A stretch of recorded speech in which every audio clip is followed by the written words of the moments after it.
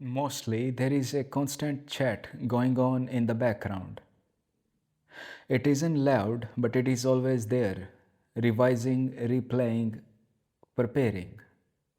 It says, what should I do? What if this happens? What if that goes wrong? He should have done better. She did not understand. What about the bills, the future, the plan? It judges, compares, fears, evaluates, analyzes, remembers, anticipates, always moving, always active. And sometimes that same movement finds other ways to stay alive. It opens a screen, scrolls through news, videos, and endless clips that change every few seconds. It picks up a book, a podcast, a teaching. It joins a game, a group, a gathering. It begins planning for new devices, new places to move, holidays to take. Always something just ahead, waiting to be reached. It looks like learning, like connection, like achievement, like relaxation. Sometimes it even takes the shape of lust, a pull toward sensation, toward fantasy, toward someone or something that promises relief. The movement rises from stillness. Yet within that movement, the same restlessness continues, the same unease with silence, the same fear of gap. The mind cannot stand a gap. It must fill it with words, with sound, with someone, with something. Not because it is wrong, but because stillness feels unfamiliar. So the movement keeps itself alive, outwardly, through activity, inwardly, through thought. That inner voice appears personal, as though it belongs to someone sitting behind the eyes, managing life. But it is just movement, a habit,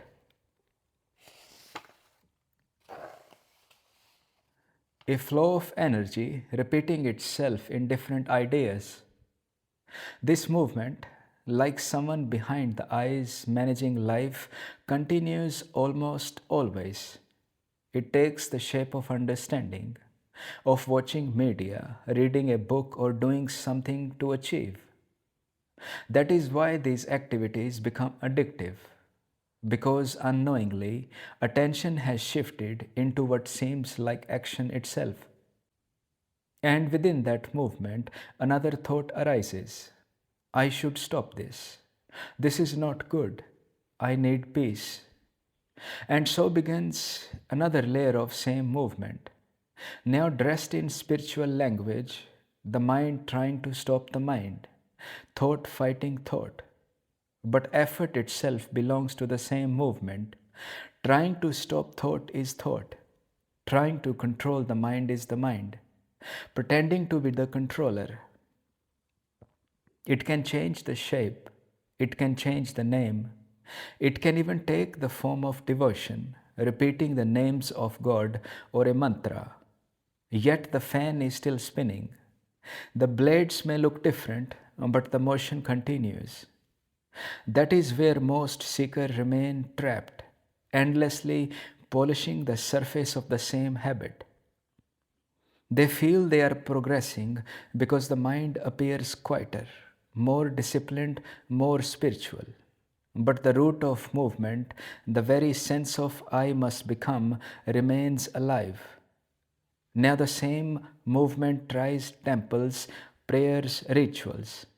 Everything appears sacred, disciplined, meaningful. The original texts, the knowledge they hold, point to something entirely different.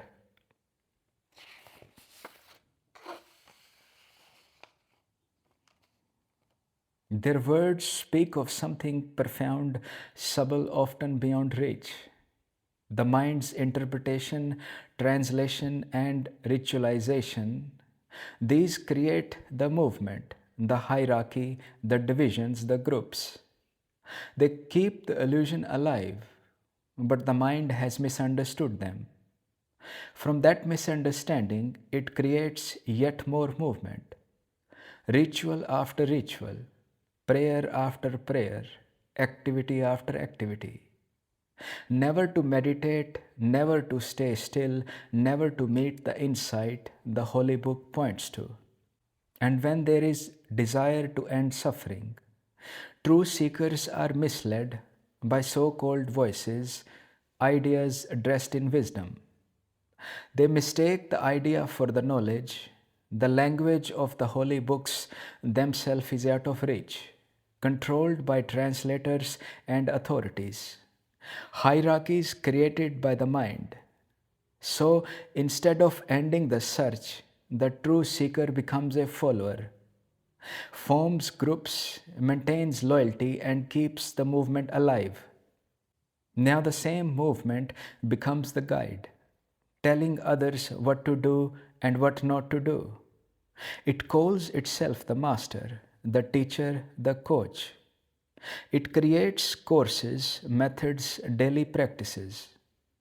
Each one appears claiming to lead as a guide or holy person, comes across as if they can somehow fix your problems. But the one who speaks and the one who follows are both from the same mind, two ends of one movement trying to continue itself. Sometimes these ideas even step on stage, playing tricks to win attention and followers. They claim to predict the future, to see what others cannot.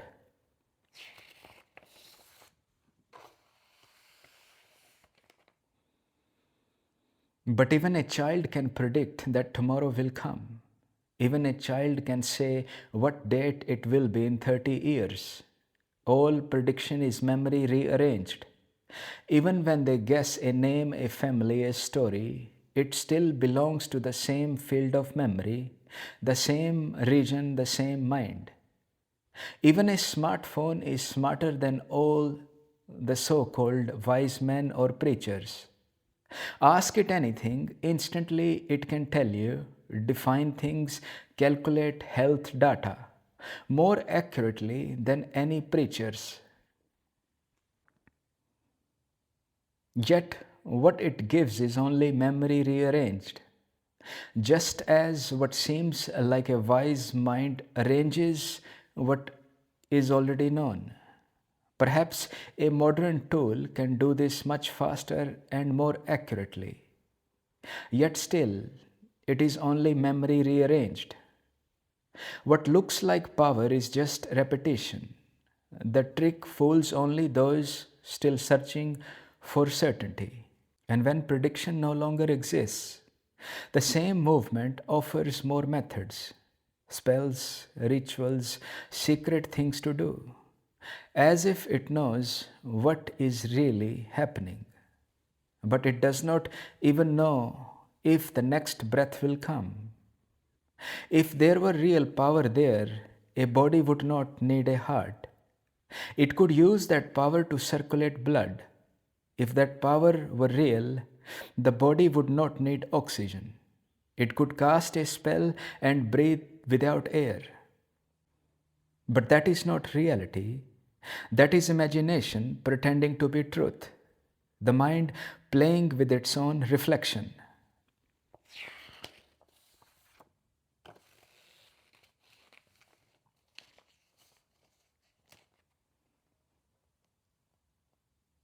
It is still the same movement, trying to fill space, occupy attention, create activity, now in a form that appears spiritual.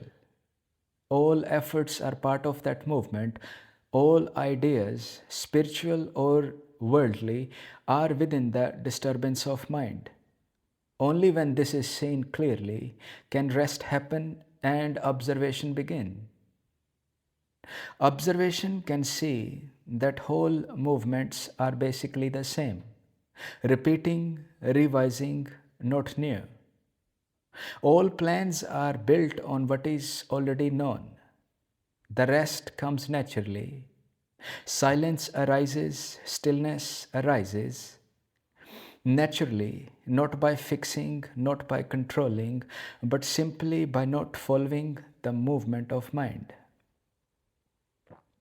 When it is seen without judgment, without wanting it to stop, the fuel that keeps it alive begins to dissolve.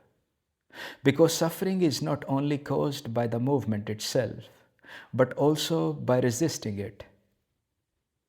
When even resistance is seen for what it is, the fight ends on its own. No one wins, no one loses, the movement falls quiet because there is no one left trying to fix it. And in that quiet, resting happens naturally, not by doing, not by force, not by reaching a goal. Meditation begins where effort ends, when the habit of becoming exhausts itself. Stillness reveals itself, not as someone new, but as what has always been here.